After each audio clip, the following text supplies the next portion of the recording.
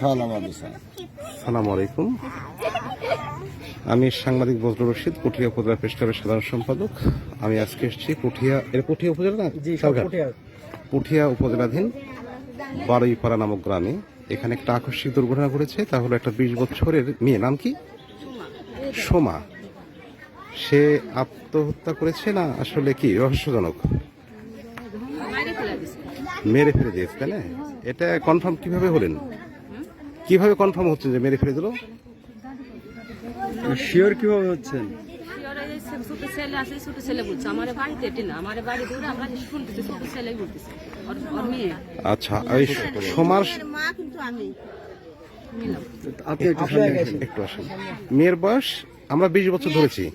20 বছর কি? 25 বছর বয়স। আচ্ছা, 25 বছর হলো। আচ্ছা, এই আপনাদের জামাই এর আগে নাকি আরো ওয়াইফ ছিল? আগে স্ত্রী ছিল কি আপনার জামাইয়ের? আগে যে যার সাথে নিকা করছে পরে এই যে আমার খবর আমি জানি না স্যার। তাহলে কিভাবে আসলো এখানে?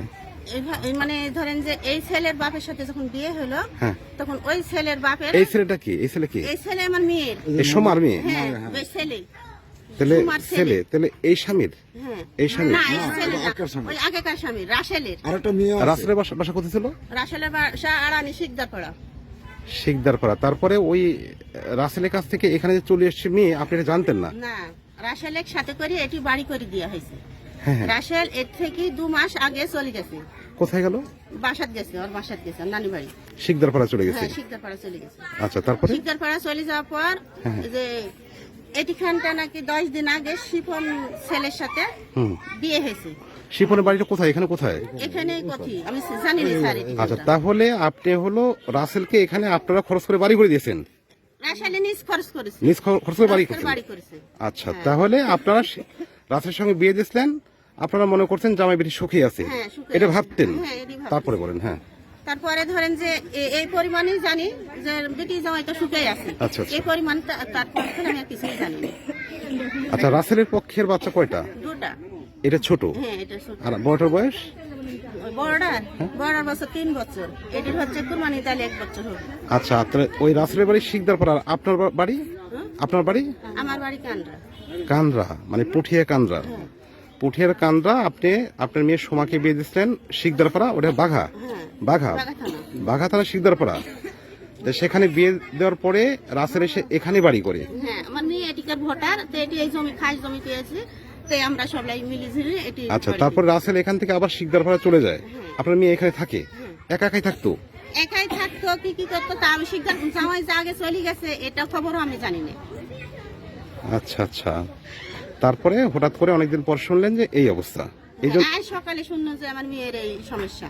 আচ্ছা, এখন আমরা আঙ্কেল, এই যে এই ছেলের নাম হলো কি? ছেলের নাম কি? রিপন? শিপন?